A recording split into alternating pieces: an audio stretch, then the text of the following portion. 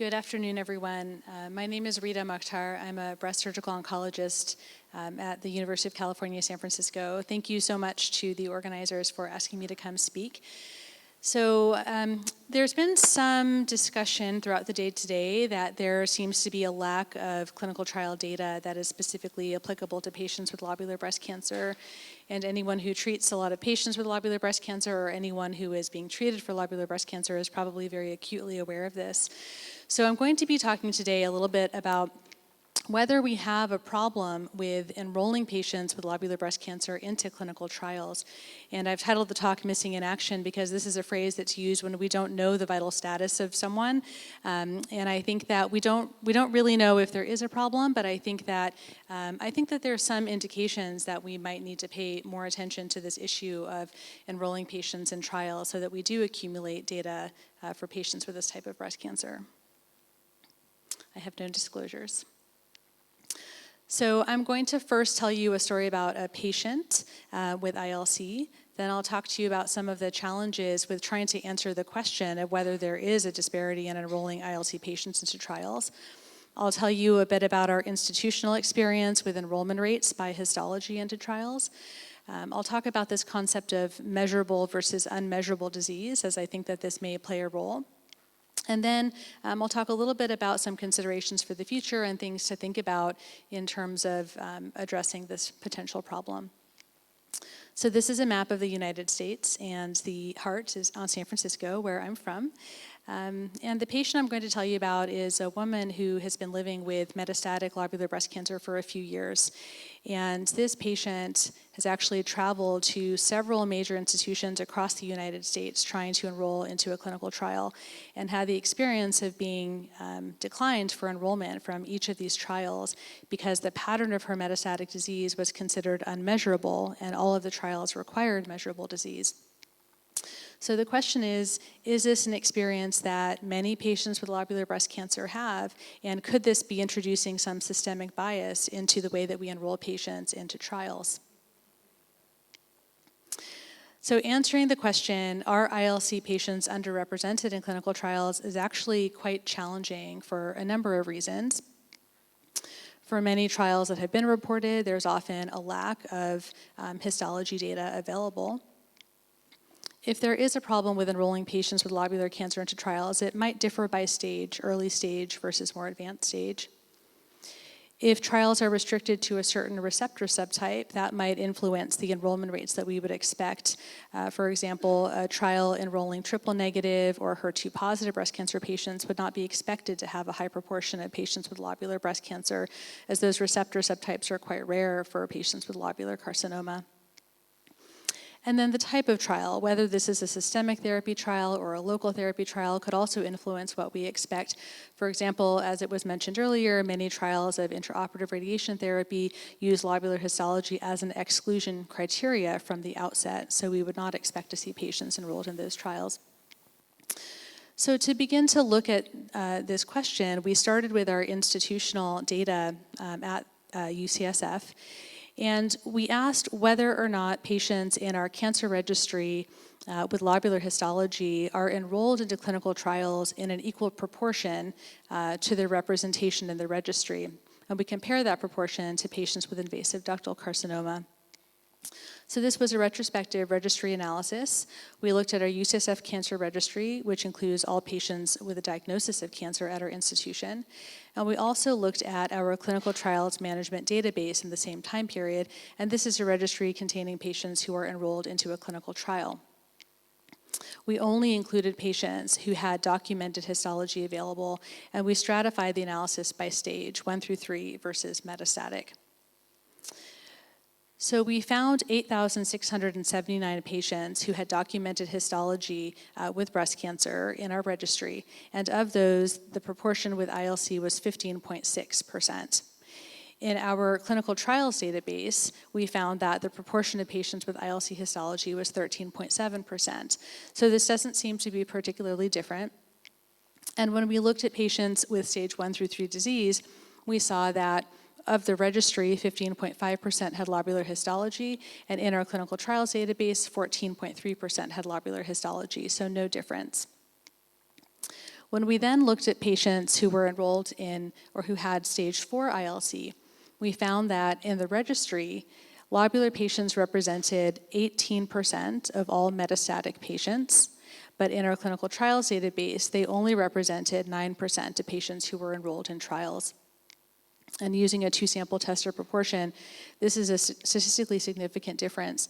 So we concluded that at least at our own center, patients with metastatic ILC are significantly underrepresented in clinical trials. Some possible explanations: perhaps this is related to receptor subtype, and we simply had more metastatic trials for patients who did not have hormone receptor positive HER2 negative tumors. Perhaps we drew an incorrect conclusion because the data are limited to a single institution. Or perhaps this is related to this issue of unmeasurable disease being part of study criteria. So this is something that I wanted to explore a little bit further in this talk. So what does it mean to have measurable disease? So being able to measure a tumor is very important if you want to tell whether a treatment is working or not. You need to be able to classify patients as having stable disease, progressive disease, or an improvement in their disease. And I'll give you an example with some bodies of water. So on the left is Lake Tahoe. So this is a lake close to where I'm from. And on the right are the beautiful canals of Amsterdam, which I got to see for the first time yesterday. And if I asked you to measure the area of water in each of these pictures, it would probably be a lot easier for you to measure the area of water in Lake Tahoe. And one might say that this is perhaps analogous to the growth patterns of a tumor that grows in a more consolidated fashion versus a more diffuse fashion. And the pattern of metastatic disease can lend itself to being measurable or unmeasurable as well. So criteria have been developed to define what is a measurable tumor. And the most commonly used criteria are called response evaluation criteria in solid tumors. And there's a working group, the RESIST working group, and this is their website there. And this is a group that has developed a set of unified criteria to evaluate treatment efficacy in oncologic clinical trials. And there are criteria for measurable disease, non-measurable disease, and then some special considerations.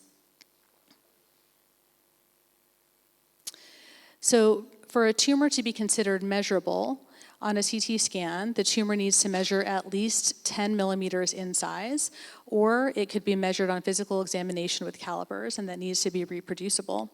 And if it's a lymph node that's being used to monitor disease, the lymph node needs to measure at least 15 millimeters in short axis. Sites that are considered non-measurable are sites that grow in a diffuse pattern or perhaps are effusions, so leptomeningeal disease, ascites, pleural or pericardial effusions, inflammatory breast cancer, and lymphangitic involvement of the skin are all considered unmeasurable. There are some special considerations for bone lesions. So a lytic bone lesion is considered unmeasurable unless there is an associated soft tissue component that measures 10 millimeters in size. And sclerotic or blastic bone lesions are considered unmeasurable by RESIST criteria. And this has been mentioned by a few people earlier today, but the literature shows that patients with stage 4 ILC are much more likely to have metastases to unmeasurable sites than patients with stage 4 invasive ductal carcinoma. These include the gastrointestinal tract, the peritoneum, the bone marrow, pleura, skin, leptomeninges, and the orbit. This is a paper, an example of a CT scan from a paper describing the metastatic pattern in ILC. And so this is a contrast-enhanced CT of the abdomen, an axial slice. It's difficult to see here, but this patient had peritoneal carcinomatosis, and there's tumor infiltrating the omentum or fatty layer that's in front of the intestines in this patient. And this is hardly perceptible on CT scan and definitely not measurable with a ruler on CT scan, and this was confirmed with a laparoscopy and biopsy of this tissue. So we wanted to know how often are RESIST criteria used in stage 4 clinical trials. So we queried clinicaltrials.gov, which is an online repository which includes international trials that are that are currently active. We looked for interventional studies that are actively recruiting for stage 4 breast cancer patients up until July of 2019, and we identified 119 trials. And we simply looked through the inclusion and exclusion criteria to see how many of them would require that a patient would have measurable disease. And we found that 71.2% of these trials did in fact require such disease or such measurable disease. So what we know is that disease assessment is very important for clinical trial design. We also know that patients with stage 4 ILC are more likely to develop metastases in unmeasurable sites, and that most stage 4 clinical trials require measurable disease. So although the data are indirect, I think that there is evidence that there might be a systemic problem in patients being enrolled onto trials if they have ILC. So I wanted to talk a little bit about some potential solutions. So one idea would be to propose modifications to RECIST that are specific for patients with ILC. And then another area to consider would be utilizing new tools for disease monitoring, and has been mentioned liquid biopsy might be an area that could be explored. So there is some precedent for modifying ILC for specific cancer types. And there have been international working groups for the cancers listed here that have actually proposed modifications. So mesothelioma is a tumor that grows in a plaque-like pattern surrounding the lung, and the proposed modifications that that working group made included measuring tumor thickness perpendicular to the chest wall or mediastinum instead of using longest diameter. Prostate cancer is a tumor where bone metastases are the most common site of metastatic disease, and the same issues with lytic lesions not being measurable and sclerotic lesions not being measurable also impact that cancer type. And the modified RECIST criteria for prostate cancer utilize a composite endpoint using prostate-specific antigen, and also have some specific guidance for dealing with bone lesions that are healing, which can actually look like progression on a CT scan. Similarly, for lymphoma, FDG PET is included in the modified criteria.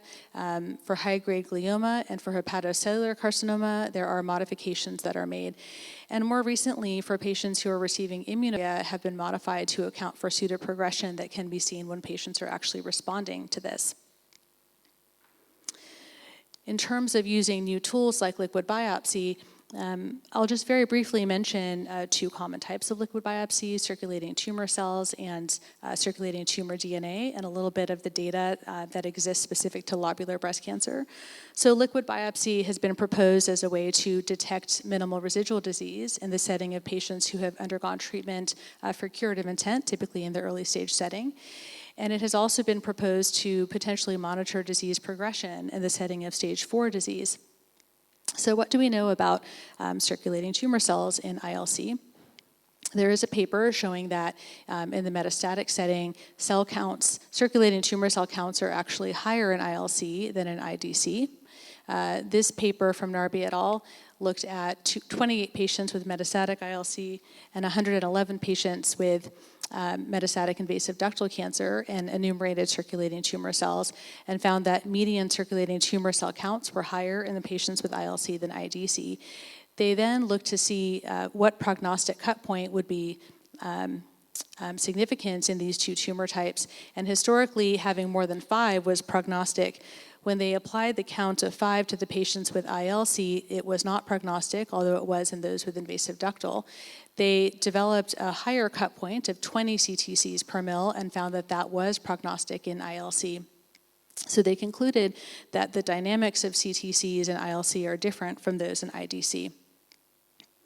We looked at our own institutional data to see whether CTCs are different in the early stage setting by histology.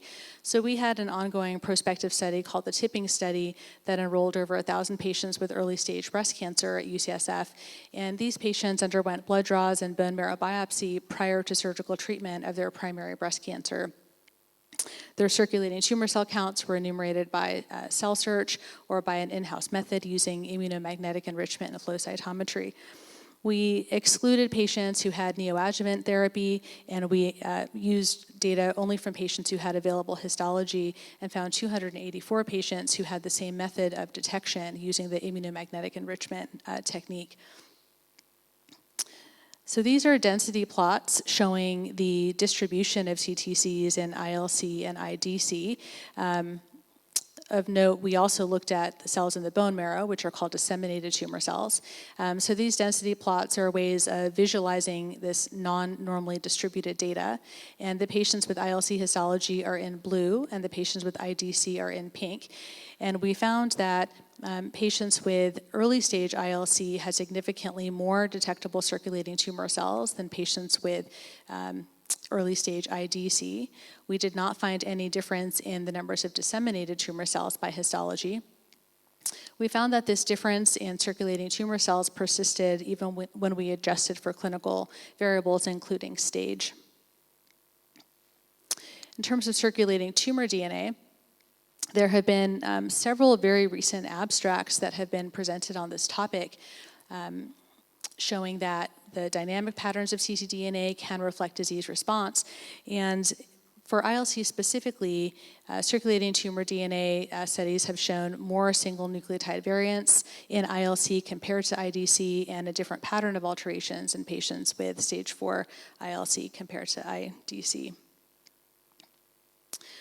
So I think just from looking at those data, I think we can conclude that if liquid biopsy is going to be incorporated into study design going forward, or perhaps disease monitoring going forward, we will need to think carefully about tailoring the way that we interpret these test results by histology, because cut points and dynamic patterns might differ in patients with ILC compared to patients with IDC. So in conclusion, I think I've shown that most clinical trials for stage 4 breast cancer require measurable disease, and this may end up inadvertently excluding many patients with ILC. Some solutions include potentially modifying RECIST criteria to tailor them specifically for ILC, and maybe incorporating tumor markers and new technologies such as liquid biopsy. And perhaps there is room for an international working group for ILC to address these issues, as has been done for other cancer types. So thank you very much.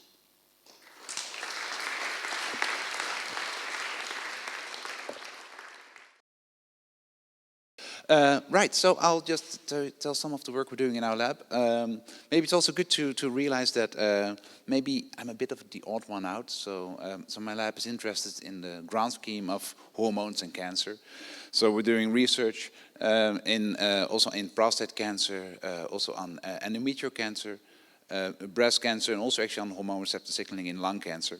So very much hormones, cancer, bigger kind of concept. But for today, I'll just focus a bit on the work where we hope to contribute also to the laboratory community, where we try to formulate specific questions in our lab where we think that we actually may be having expertise that could contribute. Right, so some of the open questions which I believe which are relevant here is, one point is, what are the relevant coding somatic mutations in metastatic ILC? Because there's a lot of research already out there, and I'm also going to highlight a couple of papers which were specifically focused on primary disease, but then switching then to metastatic disease setting, what are not only the mutations in general, but also those which are actually driving. A second question is, so the coding genome is about 1% of our entire genome. So what about the remaining 99%? So, and then more specifically, which mutations which we can identify in the non-coding genome in metastatic ILC, and not only that, and also not only find them, and also see which ones of those are actually having a contribution to the biology of the tumor cell, and actually how that could impact ILC further development. Good to realize that this is very much a work in progress talk. So this is going to be the very, very first time I'm going to present this work. So I'm as nervous as you are. But also, it's good to also that I just want to highlight I'm extremely welcoming feedback and collaboration. So if there's anyone who has some data sets which could nicely contribute or vice versa, please do reach out, and it would be great to talk about it afterwards. Okay. So like I said, there has been a lot of work in the past, and also some work also from people here today in the audience, which has really shaped the foundations of our understanding, our genomic understanding of ILC. Of course, some work of the Rita project, the TCGA work, but also the work, of course, from Christine and Christos on the different mutations and coding mutations in lobular breast cancer. But of course, there's two steps here. First of all, it's coding, and second of all, it's in primary disease setting. So we want to change those two aspects. And in order to do that, we actually reached out to the Hardwick Medical Foundation, which is a Dutch foundation which thus far sequenced over 5,000 metastatic tumors from different types of cancer. It's a really pan-cancer type of analysis. You can actually see here all the different tumor types. I took this screenshot quite recently. So now for breast cancer, there's over 800 breast cancers where there's whole genome sequencing data available. For 60% of these, there's also RNA-seq data available. And then the idea was to take all the whole genome sequencing data. Then back then we only had the 734 breast cancers, and we wanted to basically make stratification whether there was ILC or not to further understand the genomics underlying the difference. So after requesting the data and after the first analyses, the actual request was denied for the simple reason there was no information available on lobular subtype, because the pathology data was not provided along with it, and that was sort of the end of it. Then after discussing with a couple of colleagues, including Steffi actually, we came to the conclusion like, well, let's actually, since we don't have the pathology, let's just focus on Cathrin mutation status instead, because at least that's the way how we can further try to stratify. So here you can see the different types of Cathrin mutations from this specific data set. And there's different labels for different mutations, which are pitched here as high impact, moderate impact, low impact, or modifier. So to get the jargon a bit correct, so basically if there's a high impact mutation, it's a type of mutation which impacts the direct protein coding sequence, gets it out of frame, or introduces a premature stop. If there is a low impact mutation, it's predicted not really to have any kind of impact whatsoever on the eventual product. If there is a modifier mutation, it's a mutation either in the promoter region or a bit upstream, or somewhere in one of the introns. So here you can see the Cathrin gene. Whenever there's all the red stripes, basically that's exactly in the regions where there's then the exons, and the purple ones here, that's basically the modifier mutations, which are the in-between space, if you will. So taking then the mutation data, and more specifically focusing then actually on the high impact mutations, because those would be the ones which are impacting the primary protein coding region or directly involved in the transcription of the gene.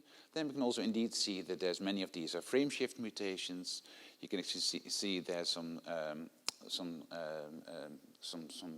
perimeter stops, or some splice variants, which are then also then having an impact on the eventual protein product.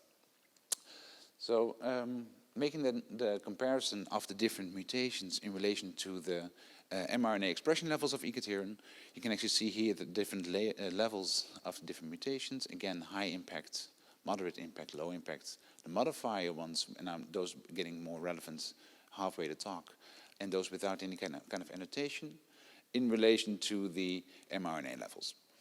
So if there would be a deleterious mutation, it would often lead to nonsense-mediated decay, and consequently your mRNA levels would drop. And that's exactly what we see here, that indeed for the high impact mutations, you can see that the mRNA levels are a lot lower as compared to the other ones. But you can also actually see in this analysis here for the high, moderate, and low impact mutations, relative to the Cathrin mRNA levels, you can actually see there's actually quite a strong correlation, also indicative that there's lower mRNA levels in the case there's high impact mutations, most likely due to a nonsense-mediated decay and a loss of the transcript. So with that, we now sort of found a way around the pathology type of annotation, and if you can't have that kind of information, then let's just do it this way.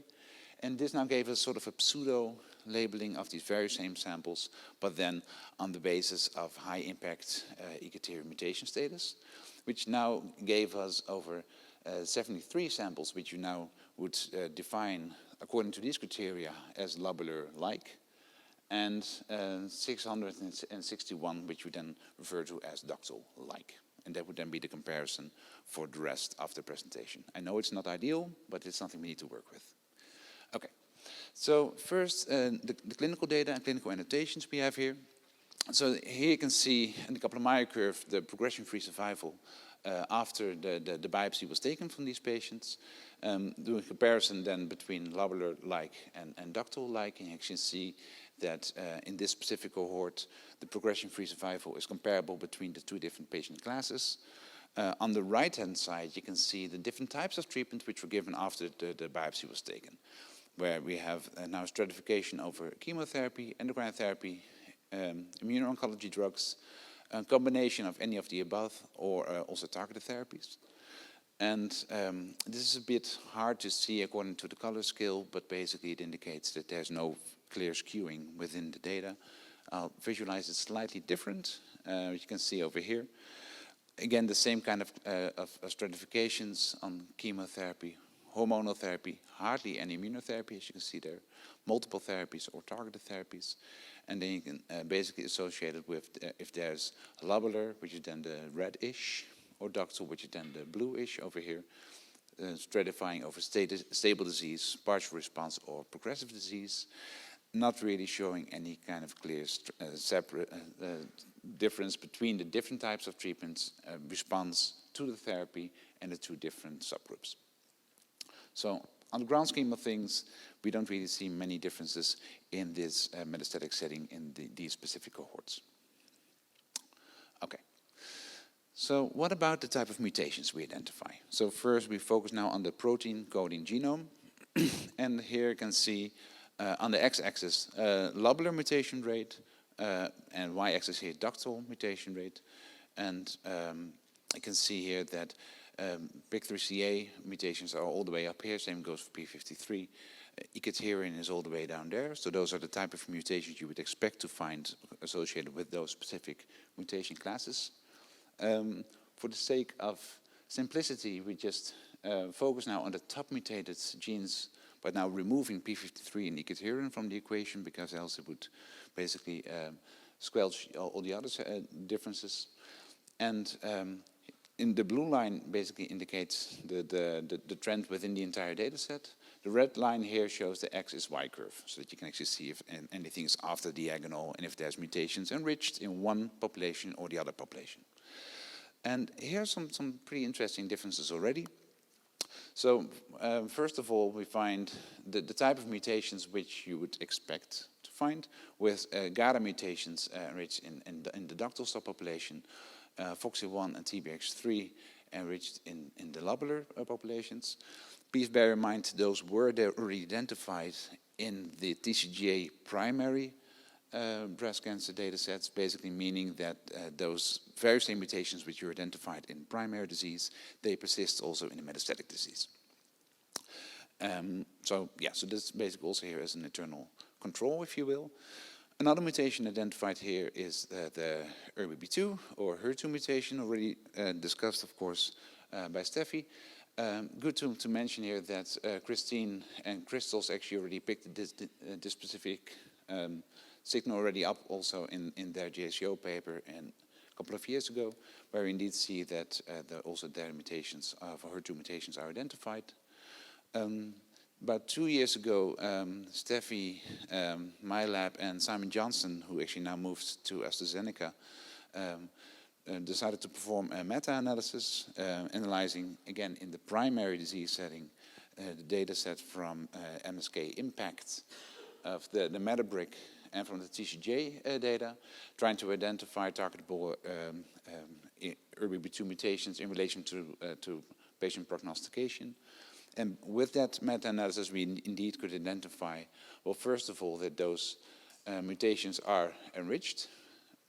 As you can see here in lobular over ductal, as what Steffi was already saying, it's clearly enriched also in the receptor tyrosine an entire protein kinase part of the entire protein, also what Otto was just referring to. Only in lobular, as depicted here on the left, it's associated with poor prognosis of patients, which is not the case here in ductal breast cancer patients. And also after multivariate corrections, you can indeed see that it's associated with poor prognosis in lobular patients. So this all sort of makes sense, and again, we identify variables which have been found in the past. We also find some new things, which I think is really quite appealing and interesting to focus on. So we do find an enrichment of ER mutations in the ductal population here, but we also find now in lobular mutations involving RB, ARID1A, but also KMT2C, which seem to be specific enriched in the lobular patient population. Apart from mutations, of course, we also have copy number data. So these are then the differentially amplified genes, again comparing ductal on the y-axis versus lobular on the x-axis. I understand it may be a bit on the small end for the people in the back, but I'll be happy to read them out for you. So we find cyclin E1 amplification to be more enriched in the ductal cases over here. ZNF703, which was identified by Carlos Caldas a bit over 10 years ago as a luminal B specific oncogene. We also find that to be specifically amplified between the two different subgroups. Another ZNF217, but also FGF1R seems to be clearly more amplified actually in ductal over lobular. So we do find some quite interesting differences, which also now seem to be metastatic disease specific, which are of course variables which were not identified in the original studies because it's a completely different setting. Okay, next question is, what about the non-protein coding genome? Because thus far I've only talked about that 1% of the genome. So what about the remaining 99%? So it's good to realize, of course, there's way more other functional moieties here over the entire genome. We're talking about introns, lines, there's a whole bunch of different retrotransposons, completely different functional units within the entire genome, which are completely not being assessed in your normal studies. And we do see, as exemplified here for Cathrin, a very strong enrichment of mutations actually in intronic or further upstream regions from the gene. So studies from our lab in the past has also shown actually that, in this case, these are two prostate cancer stories, where you find that these regulatory elements, which are non-coding, are actually hotspots for mutations and also actually have an impact on driving tumor cell progression and tumor cell fitness. So clearly, for us, it was sufficient incentive actually now to switch towards the non-coding genome in these type of analysis too. So for that, we just to really set the stage here, estrogen receptor as a transcription factor actually binds typically non-coding elements, typically enhancer elements, which are further away from the gene, which then can loop in 3D genomic space to regulate the expression of the responsive gene to eventually drive tumor cell survival and tumor cell fitness. More specifically in breast cancer, we know that FOXA1 is required to open up the chromatin so that estrogen receptor can bind and basically perform its entire action to drive tumor cell proliferation. So we decided to focus on estrogen receptor functioning, on FOXA1 as a classical pioneer factor for ER, and K27 acetylation being an active histomark demarcating active enhancers and active promoters, so that we can have a total overview of all of those. So this is the type of experiments and the type of analysis where our lab clearly has quite some experience in. And over the last decade, we've set up protocols where we can use samples directly from the surgery theater or from biobank. Those samples have been cryopreserved most of the times. We fix them with formaldehyde and additional cross-linking agents.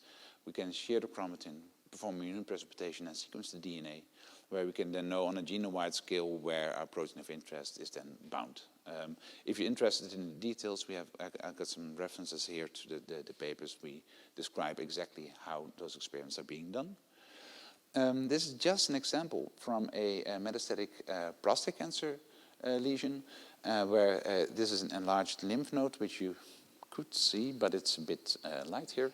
So this is here's the ultrasound, where there's an H&G according to biopsies were taken, where then on those H&G biopsies we can actually determine where, in this case, androgen receptor was bound and also the active histone modification is. We can visualize the data like this, where you can directly just go for the genome browser per se. We can also try to concatenate all the data into one view. So basically we take all the peaks, we squish them, and then we vertically align all the regions we identify over the entire human genome, and this is basically what it looks like. And this is then comparing the classical protocol with a further optimized protocol, and I hope you can appreciate the signal increase for in this case, androgen receptor and FOXA1 in comparison to the active histone modification. We have also done this in breast cancer and endometrial cancer. It seems to perform all over the board. So we can actually do this on steroid hormone receptors and their pioneer factors, where you can identify exactly where they bind to the DNA and how this then further relates. We've initiated this now also in lobular breast cancer as comparison also to ductal. For these samples, actually, we did have pathology data available. So we have on the basis of pathology, ductal versus lobular comparison. Tumor cell percentage is also known. This is an ongoing collaboration also with Steffi. And again, we aim to identify where estrogen receptor FOXA1 binds and where these active histone modifications are. And we're basically still working on this. It's not the most trivial type of technology. So also we had some difficulties with getting ER and FOXA1 fully standardized and fully up and running on these samples. So for today's talk, I'll focus on the active histone mark, so the Cathrin escalation, where we can actually see that the peak numbers are not that much different between ductal and lobular. We find on average 15,000 for the ductal and over 20,000 actually here for the lobular samples. So actually it's sort of comparable between them. You see some examples of different peaks. And comparing the different the overlap of the active enhancer and promoter marks between lobular and ductal, you can see that the vast majority of the peaks are actually shared. So we can see that enhancer activity and promoter activity between lobular and ductal, we find about 89% of those regions which are conserved, using then the consensus of all the peaks we identify between the different samples. You may still think like, well, there's still quite some differences between them, but actually when we zoom into those regions, it seems that those regions which seem to be unique are actually very close to the threshold and very close to through the background. So those could be considered maybe false positives between them. Okay. So then we started to integrate the active enhancer and promoter data with the somatic mutation data to identify non-coding mutations which could have an impact on an ILC tumors in this setting. So first we take the modifier mutations as identified by the algorithm, and you can see there's a very strong correlation between those mutations. So these are all non-coding mutations, but then close to the actual gene, right? When we do the same thing, but then filtered on the active enhancer promoter mark, Cathrin escalation, then this is what we find. It's an almost perfect correlation of the top mutations between them. And there's basically not a single dot actually in the outside the perfect line. So these are the top mutations. But actually, we're not necessarily interested in the top mutations. We're just interested in mutations which are potentially having a biological impact which is different between lobular and ductal. So what we now did is we took the non-coding mutations, we integrated that then with the Cathrin escalation sites, so regulatory elements, non-protein coding. Then we looked for the gene which is may be affected and it may control. And then we integrated that with pathway analysis and compared between lobular and ductal. So first, just for the lobular data, so this is basically what we find here. So these are pathways which are enriched to be specifically having non-coding mutations in the lobular breast cancer samples. And you can see that estrogen response is, as a hallmark, is very much enriched. Actually, same goes for NF-kappa B and a whole bunch of other pathways. So basically, you find very specific pathway enrichment on a non-coding genome to be enriched in the lobular cases. Same goes for ductal. You can actually see here again the different pathways. But most importantly, I'd say, is the direct head-to-head comparison. And when we do that, then we only find basically 3 different pathways enriched. One, EMT. So there's a very strong enrichment of EMT as a mutated pathway, non-coding, to be enriched in lobular breast cancer, which could also be associated with the specific growth pattern you identify in lobular breast cancer, which could also be enriched here. Estrogen response also very much enriched, and hypoxia much less so.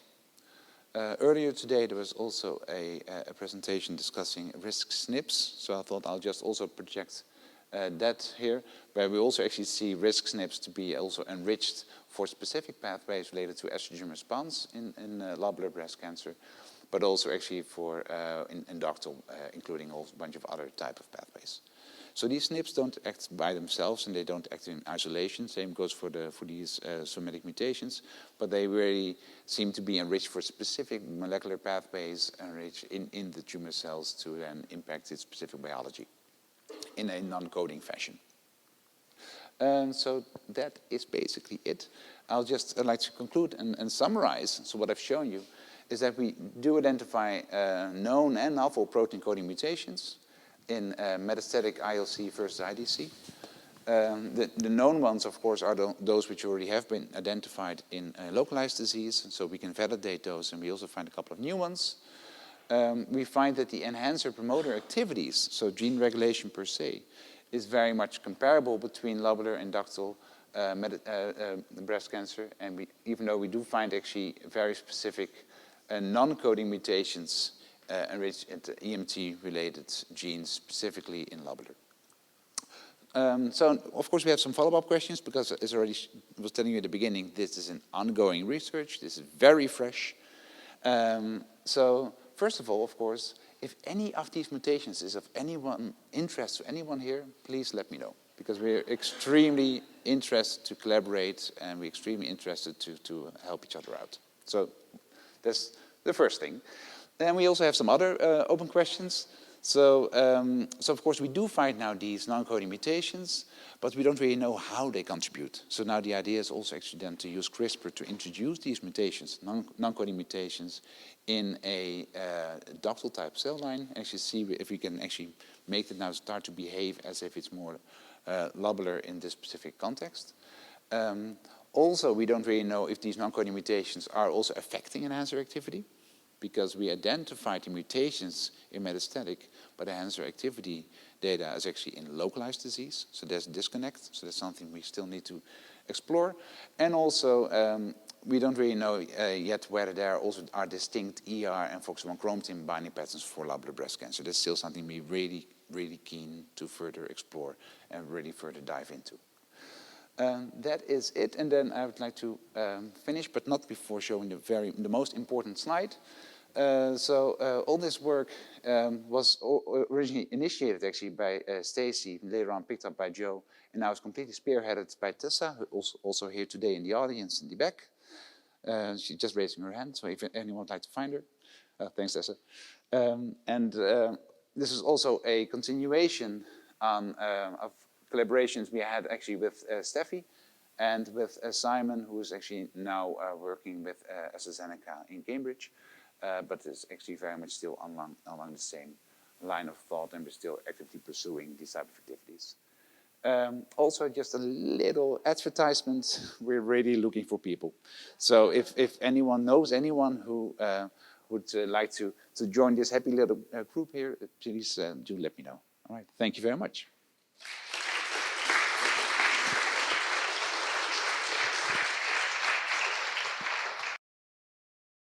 I'm going to go straight into this retrospective analysis that we did quite a few years ago now, using data from this very large clinical trial called Big 19080.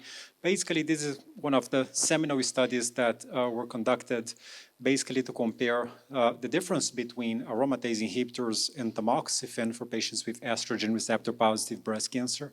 So here we started with this direct comparison of tamoxifen and letrozole, really trying to understand if there were differences between lobular and ductal.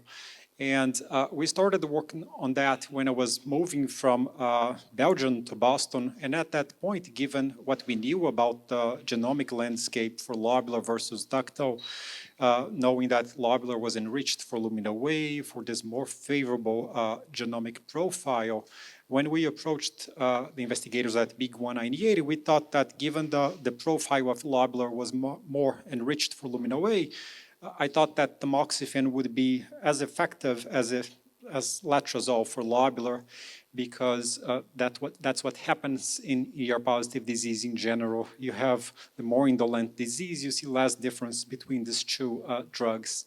So to do a comparison between lobular and ductal, we wanted to stratify for that, for the imbalance that exists in tumor cell proliferation between these two subsets, to avoid having a confounder in our analysis. And to do that, we used the Ki-67, which was centrally performed in Milan for this study. Again, basically here, the goal is really to use this as a way to correct for imbalances in a prognostic factor, which is proliferation, here measured by Ki-67.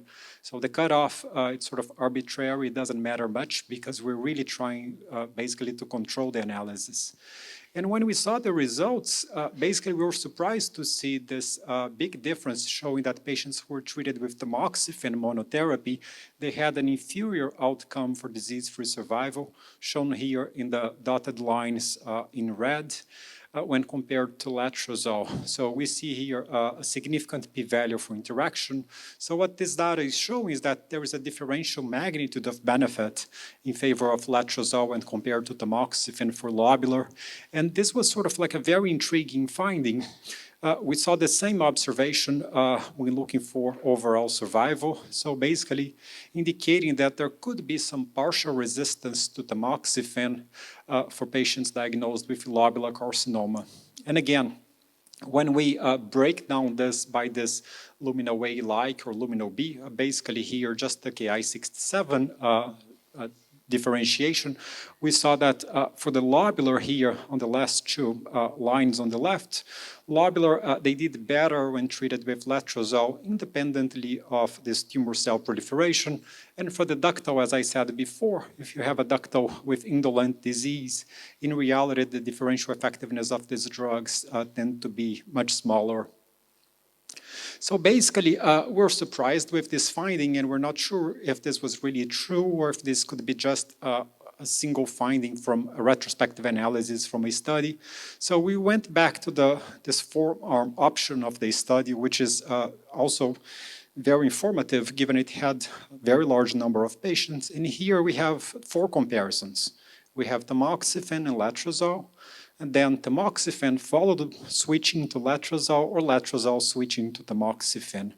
So basically, when we look into the results for disease-free survival, we can see here on the left for the ductal, we see that the curves are basically overlapping. We don't see much differences between the study arms. But for the lobular, we can start to see this differentiation showing that patients who were treated with letrozole, even for a few years, they did better when compared to those just treated with tamoxifen. So here, the numbers, they get smaller, given that we have four arms, and the number of patients with lobular is not so large. But basically, this is just showing that our previous observation was maintained when we look into this second part of the study. And we also saw the same for overall survival. So here we have an important message, because we can not only show that patients with lobular carcinoma, they do better with letrozole, but they also do better when treated with a few years of letrozole, either before or after a few years of tamoxifen. And this has some implications to the way we deal with these medications in clinical practice. So after Big 190, soon after we saw data from a study conducted in Austria, the ABCSG8. Here the treatment arms are not so the same, such as lobular, just tamoxifen and letrozole, because it's a switch study. But just when we look into the shape of the curves, we see this tendency towards more benefit with AI versus tamoxifen for lobular. Again, another retrospective analysis going to the same direction, not as strong as Big 19080, but again, interesting observation. And more recently, and in collaboration with a colleague from South Korea, we did a SEER analysis, basically just selecting patients who were young, premenopausal, and we're trying to compare the outcomes of these patients just looking by histology as reported by each local institution as part of SEER. And the advantage of SEER is that we get large numbers. So here we have 170,000 patients that diagnosed with ductal and 11,000 patients diagnosed with lobular.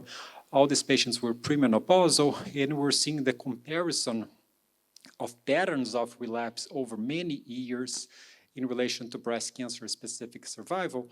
And these are plots that show, this shows hazard ratios over time. And I like these plots because they inform a lot about the natural history of breast cancer in general. And what we can see here in the red line, which is the ductal subset, you have this initial increase in the hazard of recurrence over time, and then it tends to get lower over time over many years. And for lobular, in the green curve, this starts a little bit slower, but then it seems to plateau and it seems to have higher rates over many, many years. So here it's retrospective, it's data from SEER. We don't have information about the actual hormonal therapy that these patients received.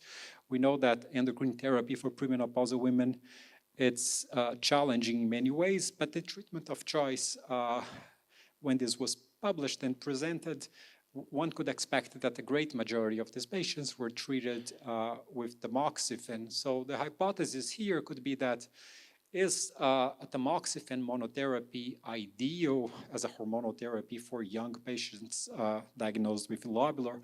And this is still a question that's up in the air. We cannot make big conclusions out of that, but I think it's important to have that in the back of our minds. So how do we put that into perspective? Well, these are retrospective series. We don't know exactly how these drugs would perform if we had a large randomized trial comparing treatments just for lobular. But we do see this significant quantitative heterogeneity showing that there is much more benefit with AI versus tamoxifen for patients diagnosed with lobular versus ductal. And I get a lot of patients that come to us and ask, well, I am diagnosed with a small cancer. I was recommended to be treated with tamoxifen. Is that correct or wrong? Because I had lobular. And the message is tamoxifen is a drug that works for lobular as it works for ductal, probably not as effective but it all depends on what type of risk are we trying to modify with these drugs. So we have many patients who are diagnosed, fortunately, with very small tumors, with favorable biology, with lobular histology, and where the risk of recurrence, it's not so high. So what we're trying to obtain in terms of risk reduction, maybe tamoxifen or letrozole or any of these drugs, it doesn't matter because it's a small risk that we're modifying. And this difference in relative terms that exists between letrozole and tamoxifen may not be relevant in absolute terms if your risk is very small from the get-go. The challenge is what to do with patients who have a diagnosis of premenopausal lobular with larger cancers, where nowadays we consider ovarian suppression in addition to tamoxifen, occasionally ovarian suppression with aromatase inhibitors. And basically, for the higher risk subsets, we basically need to do more studies and to understand this better. And we have just started some work with the clinical trial soft and text, so we hope to have some data from studies in the next few years. So for the next few slides, I'm going to talk a little bit about a project that we started, and this is a work in progress. basically, we designed a clinical trial basically to try to understand better what's happening in relation to the responsiveness to hormonal therapies for patients diagnosed with lobular and ductal. And we felt that the only way to get to this question was to do a relatively small neoadjuvant study where we would treat patients with either tamoxifen or letrozole, with this idea that we would use samples from the clinical trial to try to understand what's happening in terms of ER signaling for these diseases. It would be basically impossible to run a large clinical trial to answer this question, and the neoadjuvant clinical trial gives us the opportunity to do biopsies at different time points and really try to see what's happening in terms of the responsiveness to these treatments. So this is a study which we finished not long ago and we're hoping to present soon. It's a study that enrolled, our initial sample size was 180. We ended up enrolling 196 patients. And basically we had this window phase here on the left where patients were treated just with a few weeks of either tamoxifen or letrozole. And the study did specify the histological diagnosis at the beginning. So it did enroll 1/3 of these patients were lobular, 2/3 ductal. And we had the second phase where patients continued on hormonal therapy, and they were treated with hormonal therapy plus or minus palbociclib. And we had also specimen collection at the time of surgery. So basically, this is a study that gives us a specimen collection at baseline after short exposure to endocrine therapy and at the time of surgery after a 6 months period of hormonal therapy with or without a CDK4/6, which is palbociclib. In parallel to the clinical trial, I have a colleague and a close collaborator. Her name is Rita Jesselson, who is doing research in the lab and working with me on PILOPS. So we had cell lines work conducted in parallel to the clinical trial with the notion that the preclinical work would be generate hypotheses, and we're going to use samples from the study to try to validate. So basically here we used the cell lines that are listed here. On the left, we have a ductal cell line and lobular cell lines. And we know that they are cell lines that respond to estrogen. If you give estrogen, the cell lines, they grow. And we can see that the ILC cell lines, they are partially resistant to tamoxifen. Steffi's group had demonstrated the same with the cell lines. So this observation that we're seeing here, they were sort of in somehow reflecting what we had hypothesized on Big 19080. One of the questions that we had early on was whether if the cell lines were really good models to try to understand this type of questions. And we're sort of like a little bit reassured by just looking at the RNA sequencing of the cell lines in comparison to RNA sequencing from tumor samples. And they do cluster very well together. So it seems that the cell lines, they do represent a reasonable early model to look into that.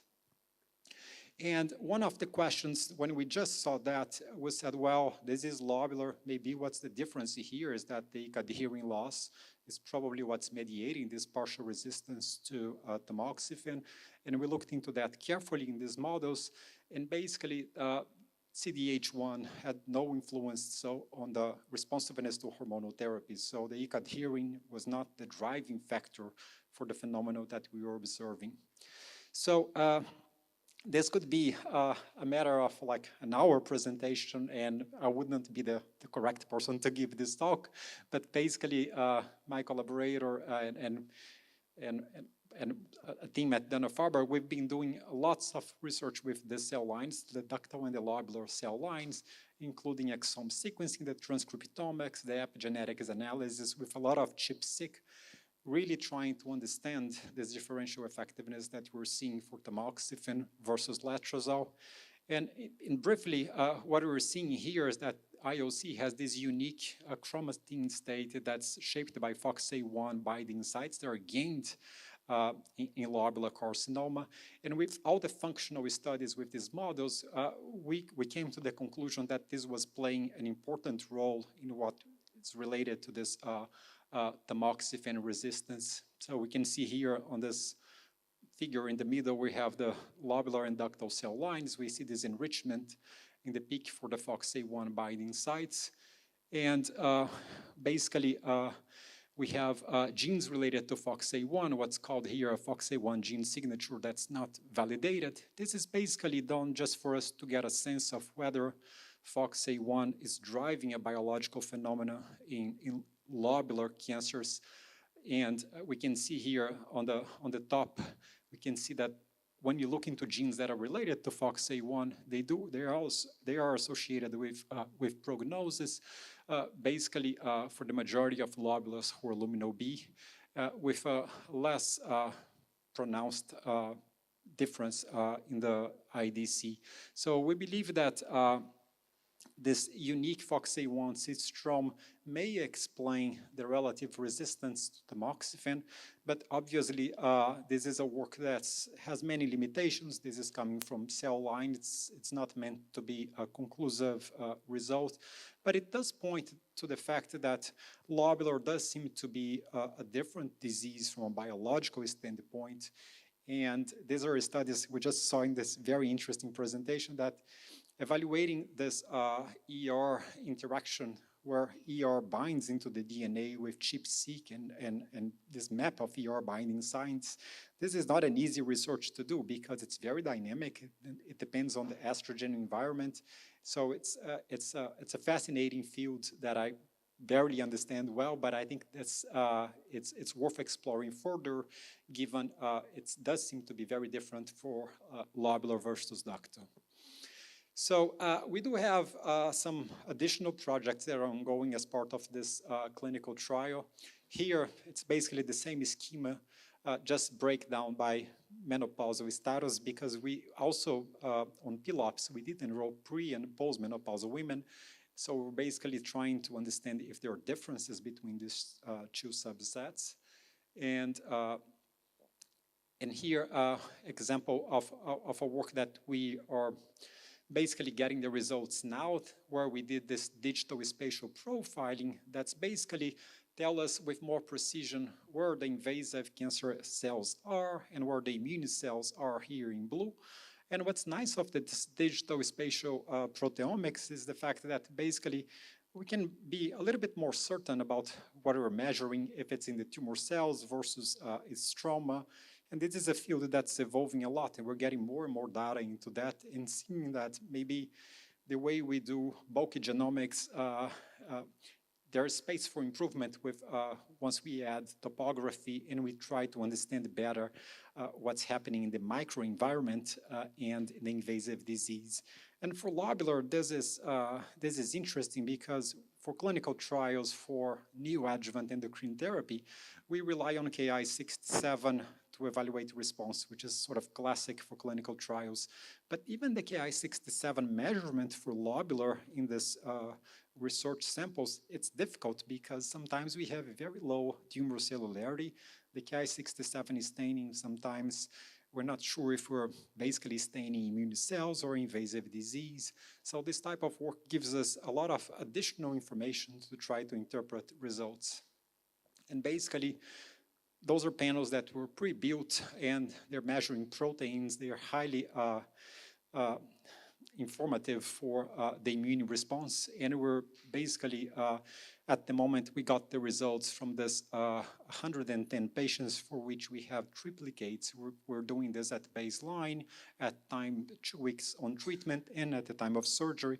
So we just want to provide not just a descriptive analysis of these markers, but we're more interested in knowing what is the dynamic effect, what happens with these markers in relation to the therapies that we're giving for patients with lobular and ductal.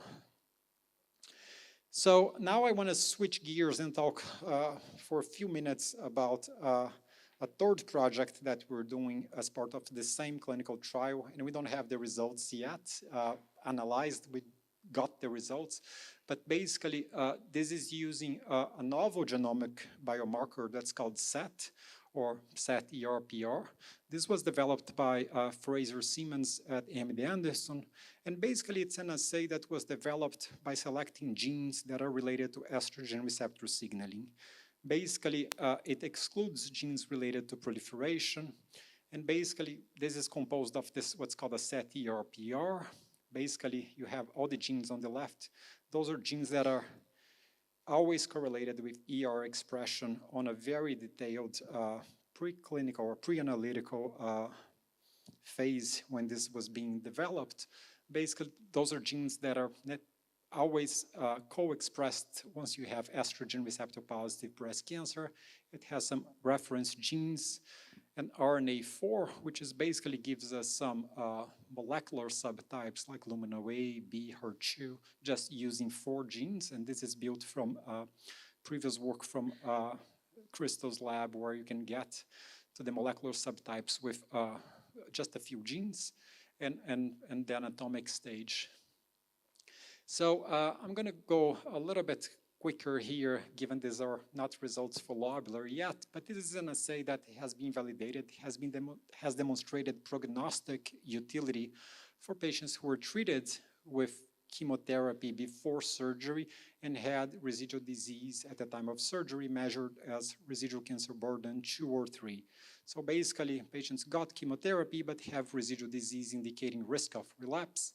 And we can see here on the axis scales is that the prognosis of these patients, it do get better. You see much less relapses with the increasing values of SET index, indicating that if you believe that SET-ER-PR is measuring endocrine signaling, patients who have an active response or to endocrine therapy, they're going to have a better outcomes in terms of disease-free survival, event-free survival.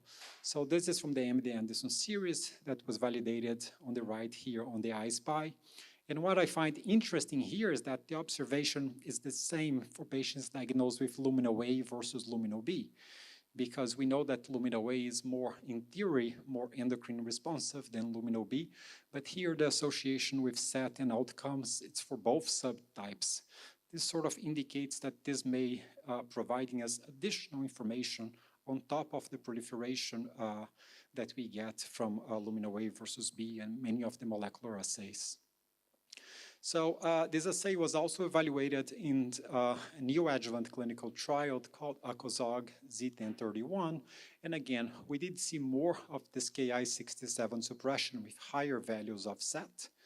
And we expected to see similar observations on PILOPS, but we want to go a little bit further in terms of the analysis. And more recently, a few weeks ago or last week at ASCO, we presented data from this same assay, the SET assay, on a clinical trial that compared 2 different types of chemotherapy. And I think that's relevant to us because lobular, it's a disease that's virtually all cases that are estrogen receptor positive. Over the past 20 years, we have relied heavily on these prognostic assays or predictive assays that basically they're very good in measuring tumor cell proliferation, like oncotype, mammaprint. And basically, with those tests, we have dialed back on chemotherapy indications for many patients. But the question is, for patients who have lower levels of SET-ER-PR, basically, if we expect that patients who have an endocrine receptor signaling that's non-functional, here measured by this SET-ER-PR, our hypothesis was that if you compare different types of chemotherapy, like a dose-dense chemotherapy versus a standard chemotherapy, that this would provide us with predictive information in the sense that if these cancers they are signaling, they are ER positive, but the ER signaling is not working, they're going to do better with more intense chemotherapy.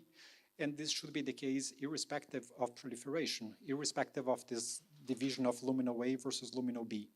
And here on CLGB 9741, the beauty is that we already had the results from 1050 on this trial. So we basically had an FDA-approved genomic test, and we had the results about lumino A versus B. So basically, a good study for us to test this hypothesis.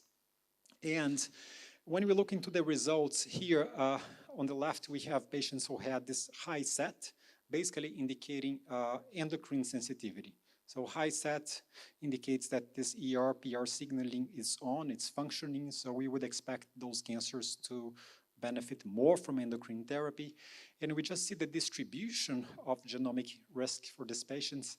We can see here that about half of these patients, they have lumino A, about half they had lumino B. So this is really measuring a different biological phenomenon than proliferation. By contrast, in the subset of patients who had low set, indicating low estrogen receptor transcriptional activity, basically we can see on the left that about 1/3 of these patients, they had lumino A, very low proliferation, basically tumors for which we would never expect that they would benefit more from chemotherapy or for a more intense chemotherapy regimen. We have this belief that these are cancers that don't respond to chemotherapy at all, but this may not be necessarily true. So basically low set, 1/3 lumino A, and 2/3 you have distribution of other intrinsic subtypes. You have lumino A, you have lumino B, HER2 enriched. And basically, when we look into the associations between these factors and outcomes, here we're looking just for overall survival, we know that this baseline prognostic index, which is basically stage, this is prognostic, and basically the interaction term is not significant, indicating that patients who have cancers that are larger, that have node positive or more advanced stage, they don't benefit from more intense chemotherapy regimens for having more aggressive disease. This is in line to what we believe. We believe that the biology is what informs treatment benefit. And here, this is what we saw with SET ER-PR. Basically, the SET ER-PR index was highly prognostic, indicating that if you have the estrogen receptor signaling activated, patients, they have better outcome for disease-free survival and overall survival. But here, what's interesting is that when you look into this interaction term, what this is showing is that patients who had low SET ER-PR, they did better with more chemotherapy, with a more intense chemotherapy regimen, this dose-dense chemotherapy versus not. And again, we have to remember that a big proportion of these patients, they were lumino A. They have very favorable biology from what we consider to be classic genomic profiling nowadays. But here, basically, this is the readout of that is that this is basically revealing a new biological process that could indicate who benefits more from more intense chemotherapy. And a nice way to see this is to plot this in a continuous variable where you see how SET ER-PR relates to the benefit of dose-dense chemotherapy. And what we see here is that once you have levels of SET ER-PR below around 1.0, that's where you start to see more benefits in terms of survival with dose-dense versus conventional chemotherapy. And again, a retrospective analysis, but I think this is very intriguing because it goes in line, it goes against what we know about the benefits with chemotherapy in ER-positive disease in general, and very relevant for lobular, given the majority of lobulars, they do have a genomic profile using proliferation assays that's very favorable. So I think we need to do additional studies to look into the ER signaling and how does that relate to benefits of treatment with more detail. So in conclusions, I think that this AI versus tamoxifen question, I think that this is interesting. I'm biased, obviously. I think that this is true. But I think that we need to be very careful in the clinical setting, given those findings are still retrospective. We have to acknowledge the limitations that we have with the data that's presented. And basically, we should go away from this notion that patients with lobular carcinoma should never be treated with tamoxifen. I think this is wrong. I think that, as I said before, if you have a small risk to be modified, tamoxifen can be a good drug. If you have a higher risk to be modified, maybe you need to add additional drugs independently of the histology. And then you can factor in the histology as a factor for the discussion with patients, but we need to be very careful. I think that the data for SET index, it's very intriguing. We have additional validations ongoing on a few clinical trials, and I think we're going to learn more from this assay in what's related to treatment options for early stage disease. Thank you so much.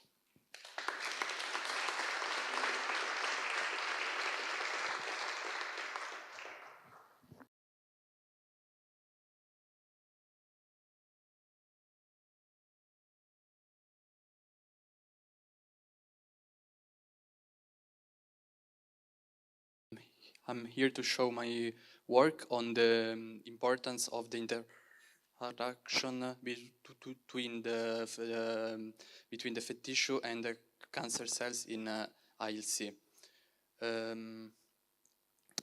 As you may know, ILC from the molecular point of view is characterized by some common mutations as CDH1 for more than 60% of the cases, and PIK3CA and AKT1 for more of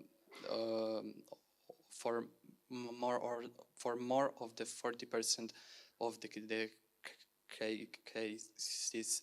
In terms of immune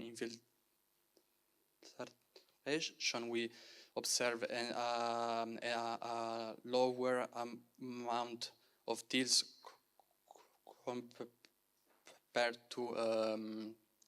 compared to IDC, and an higher level of TILs is associated towards prognosis. The tumor microenvironment is the set of normal cells, molecules, and blood vessels that surround and feed a cancer cell. Until some years ago, the organization of the microenvironment has been investigated mainly using single cell and bulk sequencing, but in this way we couldn't take in account the spatial information. That's why for our work we use the spatial transcriptomics ST. In this sense, our goal is to investigate the spatial heterogeneity of the microenvironment in ILC, and to see if we are able to assess the risk of recurrence in ILC using ST. For this work, we used 43 HR positive, HER2 negative frozen samples that were coming from patients with a long follow-up, and of not 9 of these patients experienced disease relapse. We also used as a validation set for our findings the metabrick. One of the widely used and one that we like one of the widely used method, and the one that we used until now in our lab for ST is the Symposium, and it's the pipeline consists mainly in the sectioning of the tissue and the imaging of the slide, and after the tissue permeability the RNA is captured to a set of spots, and after the sequencing, a set of bioinformatics step is required in order to align and to map our reads to the original spot in order to keep the spatial information. So the first step of our analysis was to annotate our H&E slides, and to do so we used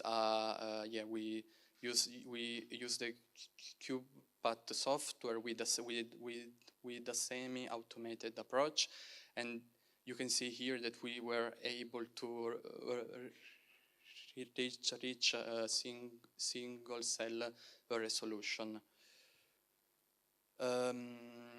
Also, we started looking visually with the help of a pathologist our Chinese slides, and what we noticed first was a different shape of the adipocytes that were close to the cancer cells, and also a higher content of fat tissue, and a higher number of contacts in terms of pixel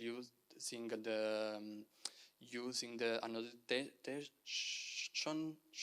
in samples that were coming from patients who experienced disease relapse. So the first step of our analysis was to select the ST spots that were laying under fat tissue and or cancer cells.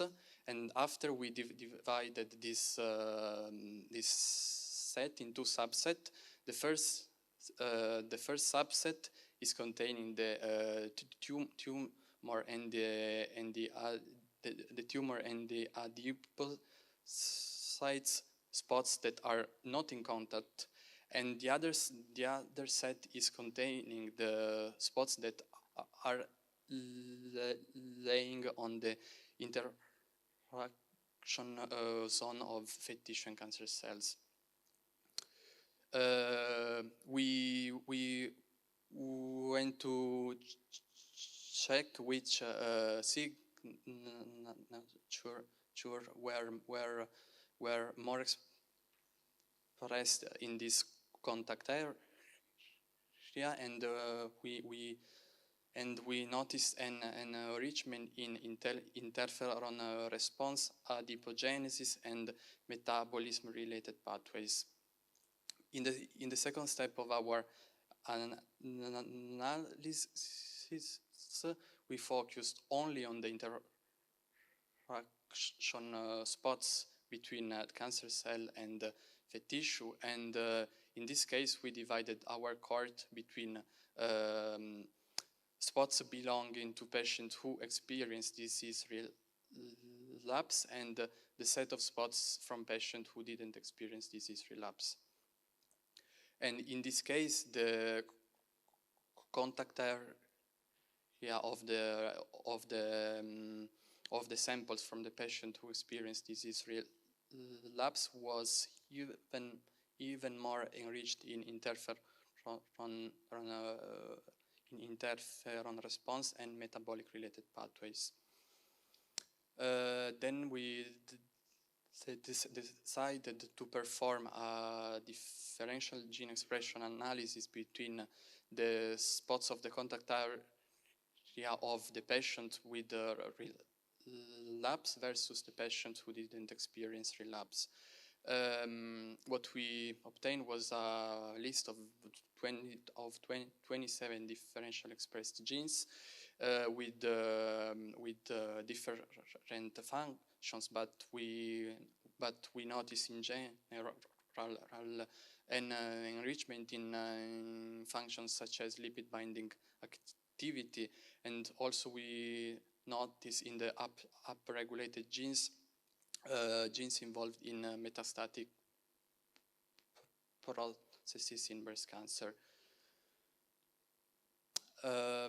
Then we went to check for correlation of our signature with other known signature, and we found out that our signature was correlating with the signature describing the mutated pathway of PIK3CA. So we investigated this aspect more, and we went to check the levels of our signature on the lobular samples on the metabrick, and we found out that the level of our signature was significantly higher in the samples that were carrying PIK3CA mutation. Always on the metabrick, we observed that high levels of our signature were associated to worse prognosis in ILC, and the significance was maintained when we corrected for clinical variables, and you can see here that the prognostic power is comparable with the GI signature and non-immune signature. So what we can conclude is that we observed a higher amount and a different morphology of the fat tissue in samples who were coming from patients who experienced disease relapse. This signature was higher in samples that were carrying PIK3CA mutation, and our signature that has been obtained with ST could be informative in terms of prognosis in ILC. Some potential implication of this work could be the possible use of PI3K inhibitors, or to use some metabolic processes as a target. I would like to thank all the patients and all my colleagues who had a role in this work. Thank you.